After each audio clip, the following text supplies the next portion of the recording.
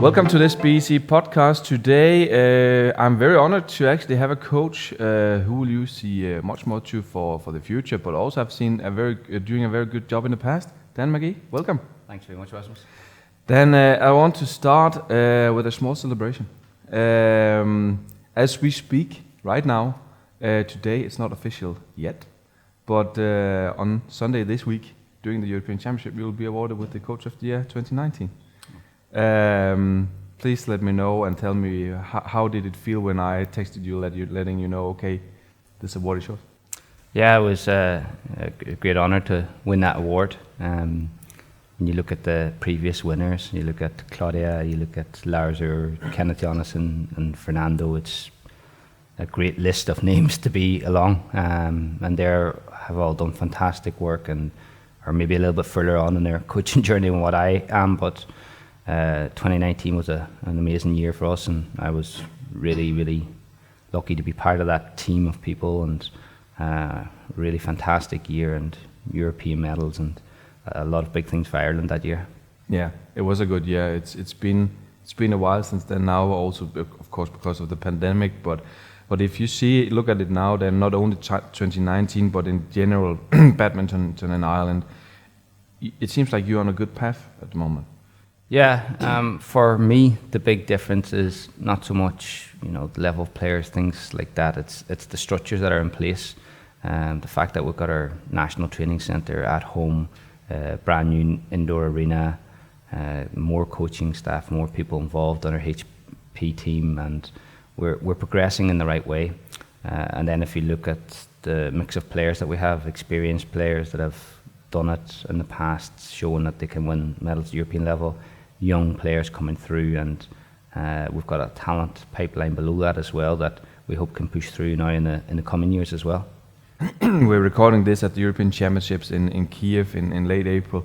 We have seen some of those young girls, especially on court here. What is it that your younger generation needs to improve to get higher up there? Yeah, we've got some good young players here. This is our biggest squad that we've ever had at the European Championship, so that's a good sign to start. So we've got more players hitting that qualification mark. We've got some good juniors below that as well. You see maybe Sophia Noble reach quarterfinals of the European Under-17s, and we've got actually a few other good girls below that and a few boys as well. So I think the key for them is to try and look at the results that Nat and Sam and Chloe and these older players now are achieving and see, yeah, it is possible. We have a system that if they do the right work, they put in the right effort, they can get the results. Another good example is someone like Paul Reynolds, who's here now. He's got like a European junior medal, has won a circuit event. So we've got players that are coming through the system, so we know that they can reach that level, but they have to do the work these guys have done. Looking at a player like Nat, a lot of the eyes are on Nat, and that's obvious, but it seems like he still needs to make that crack into the very top to get that breakthrough. Are we unfair saying that we should have expected Nat to have done so already? Or is it fair to say, okay, maybe he's not going there yet? I think you have to have that expectation. I think it's too easy to keep saying, oh, he's young, he's going to come good, he's young. And Nat sets those standards himself. So he's not happy just to go out there and come home with a semi-final or a quarter-final, and that's part of the culture that we're trying to create. So I still believe that Nat will break through. He's 20 years of age. He's shown this year that he can now beat the top level players, like beating Srikanth in the All England. So the results are starting to come now. He's done well this week. A lot of expectations on his shoulders for a 20-year-old being the number one in this country. Goes out there, he's now in the last 16. Big match today against Hans Christian Wittinghus. So maybe that will answer your question, the result today. Maybe it will. We don't know because this is obviously published afterwards. Yeah. But then, is it also because Nat had been here for a long time actually already?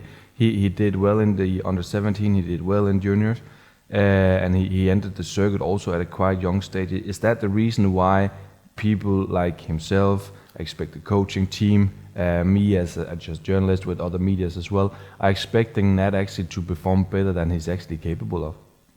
I think it's an interesting question, because it's good that everybody has that expectation of Nat, because they've seen him win, and for a long time he's won matches at a high level at junior. So he's in that transition period now where you go from junior to senior, and I think in the first number of seasons you're going to learn so much from playing against these experienced players. Like if you look at that group of players like your Malkovs, your Abians, these guys, look how long they've been on the circuit, and they've reached a certain level and win a lot of circuit events. But I think Nat can take that step further. He has a game that can go a little bit further to the top 20 in the world, but it will take time. He has to gain that experience. He has to put himself in that position of, okay, you're in a tight semi-final. How are you going to win that next time? What are you going to do different to make sure that these seasoned players aren't, beating you in a semi or a quarter, and then take that big step up to beat the top 10 players like a Srikanth or like one of the guys in this event, an Anders or even a HK, that type of level player.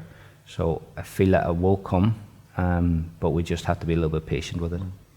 Will Nat turn out, as far as you see it, as from your chair right now, will he turn out to be one of those who are delivering results like the Danes, so to speak, top every single time? Or will it be more like, and don't misunderstand me, like Rajiv, who 4 years ago maybe delivered the best result ever for himself, and also one of the biggest surprises, winning the Europeans in Denmark, beating the Danes. What kind of player do you expect Nat to be? A pop-up player once in a while, or consistent on the very, very top? Well, our goal right now is to get him to Raj's level first. We get him to that level where he can produce that level result, a European gold medal. That's the first step. I think then you can talk about, can he do it consistently? So we can't, jump and say, right, Nat's going to be consistently beating someone like an Anders or these guys. He has to get that result first, where Raj has done the time, win challenge level events consistently, step up then into the 100s, the 300s, start to get finals, win those. Then you get like a European gold medal, something like that. That's the building blocks, and Nat's still making the steps up that ladder, and I think that he will in the next season or two start to perform better in the higher level events, and then hopefully we'll have that breakthrough moment like what Raj has got. Two who had the breakthrough for sure, that was Sam and Chloe. I'm always a bit curious / nervous thinking about what happens when Chloe and Sam retires for you guys, because there's no doubt that there's a gap between Sam and Chloe to the next ones. What do you guys do to closing that gap? Yeah, it's been a long time where before it used to be Scott Evans, Sam and Chloe, and then people were always saying, what happens with Sam and Chloe go? Then Nat came along, so we've got Nat, and I don't think that Sam and Chloe will ever just walk away from badminton completely. I think that these guys will, put a lot of time and effort back into badminton in Ireland as well. So I definitely think that we have young players coming through that can reach the levels that they've reached, but it's going to take a building block, a time now where we transition again and bring these guys through. Use the experience of the coach that we've brought in, Davis Ephraim from Indonesia. Use the experience of Sam and Chloe to nurture these younger players, and we've got to be patient, because we're not like in England or Denmark where we've got big groups of players, but it's really important for us that we at least have one player, one pair that is doing something so that the rest can see it's possible, and then have the correct structures in place and the coaching staff in place that these guys start to get better results. And I think we are in that place at the minute. I do think we have pairs that are, making the right steps. If you look at Joshua and Paul, reaching last year at Orleans Masters, coming up the ranking quite fast. they're starting to develop. They're starting to believe in themselves. You look at Rachel. Even yesterday, she was playing against a girl who was 100 places higher ranked than her. Second game, she led up until 15-13, finished 21-18, but still had a lot to go in the legs. And then we've got younger players below that, so it'll take us a little bit time before maybe we're hitting the result like Sam and Chloe. But I definitely think that we can be back up there doing that type of results in the future. Let's be for them to speak out what they want to do later. You might know, but let's leave it to them. It's no fair that we start speculating, especially not me. But then it's no secret. It's the brother and sister of yours as well. You have been working together for ages. It might also leave something behind for you the day Sam or Chloe or both of them at the same time choose. Okay, it's it. It might be a bit empty for you. It will certainly be a big change in lots of ways. I've had great experiences with Sam and Chloe from the beginning of her journey. Sam and his European Junior gold medal, like really, it was a trailblazer for badminton in Ireland, as was Scott Evans back in the day. And then Chloe was a big project for us because she was the first one that moved back to Dublin to say, let's create a system in Ireland. And my first role was to see, is it possible to qualify a player training at home in Ireland? And Chloe did that when she qualified for London 2012, and then she also went on to win Ireland's first match at that Olympics in the previous one, and then again in London. So it will be a big change, but I definitely still think that they will be involved. They will help out, so we won't be saying goodbye to them from the sport. And I certainly will try and use them as much as possible to help out and help nurture our next players. So big change not having them there, and especially someone like Chloe who puts you to work every tournament you go to. So she has a list of tasks for you to do. Very demanding player, but she's the one that achieves the results for us. So no, it'll be a big change. But then how do you cope with being coach and family at the same time? I have brothers and sisters myself. Of course, you get it to work if you need to, but how do you cope with it? Yeah, it's something that you have to make a separation. You have to have the brother hat on when it's Christmas time, and then take that off the rest of the time when it's work. Because you got to treat every player in that group the same. Because of course, if you're treating your brother or sister any different, then people are going to say why. Of course, even more so when it's family. So I try and always separate my work and my personal life. And when we're there and when we're training, I treat every player that is in the hall with the same level of respect and the same level of harshness if it needs to be harsh, or the same level of friendliness if it has to be that way. And to be fair, Sam and Chloe are very professional. They get on with it. They do what they need to do, and there's no cross of the borders. We had breakfast at the same time today, you and I saw that you sat with Chloe, which is of course natural, both as a coach player but also as siblings. You don't talk any family talk, for instance, how's the nephew nieces, how is everything going? Did you remember laundry at home, or whatever that could be, right? Today was actually the first day that I sat with Chloe at breakfast, so you got us at a good time. But yeah, no, it's natural for me to sit with family or any of the other players. But Chloe actually has a very close relationship with my son and daughter at home, and she spends a lot of time with them. She's godmother to my son Charlie. So she's a great auntie, and she does a lot of work with them. So yeah, no, we've got a tight family. We definitely do. We can always depend on each other, and I know that's going to be something special now. Maybe when they do come to the end of their career, that maybe that will keep us in contact even more. The fact that she has that close bond, and it's a nice thing. Do you expect Chloe to retire herself, or do you expect her to bring Sam on that retirement journey? Because Sam is a bit younger than Chloe, that's no secret. I think Chloe has the mind made up what she will do. And again, you'll probably discuss that with her when the time comes. Sam has more time. He's tunnel visioned and 100% focused on qualifying for this Olympics and for achieving the results in these remaining 3 events. So he hasn't gone there, hasn't talked or discussed about it. He said, listen, I want to do my job, do what I have to do in these remaining events, and then I'll look to the future.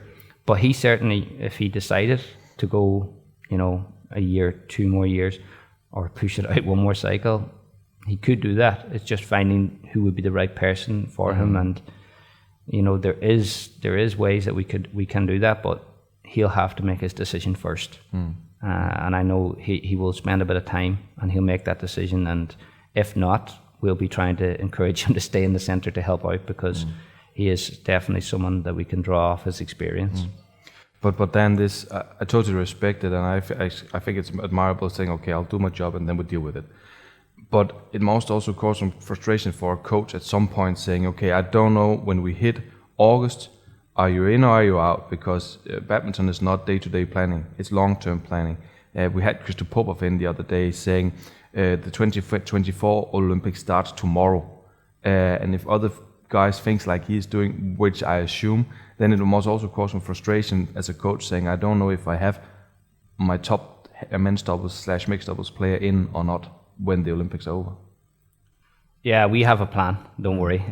So in terms of a high performance team, we have a plan for what we can do, what we would like to do, but of course the athlete will make the decision, because if Sam got to the end of this cycle and said, listen, my mind really is not in this anymore, then we have to respect that and say, thanks for all the years, thanks for the results that you've achieved for Ireland, and good luck in your retirement. But we have a plan ready if he says, I still want to go on, because you don't take your best players and say, okay, go ahead, retire. Of course, if you can keep them involved, you're going to keep them involved.